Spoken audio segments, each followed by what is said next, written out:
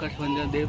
और ये देखिए स्वामीनारायण का भव्य मंदिर है, काफ़ी काफ़ी काफ़ी बड़ा मंदिर है। 900 साल पुराना 900 साल पुराना मंदिर है, ऐसा माना जाता है, यहाँ के स्थानीय लोगों का कहना है। चलते हैं हम इसके अंदर और आपको दिखाते हैं इसके अंदर का कैसा नज़ारा है।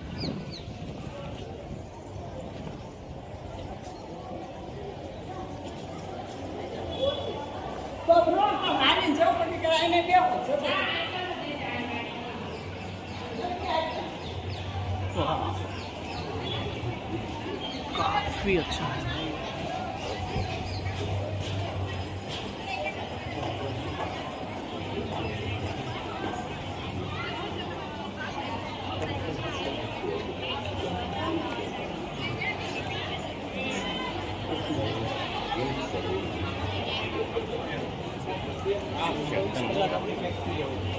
એ લોકો એ મોડ્યુલ ચેક કર્યું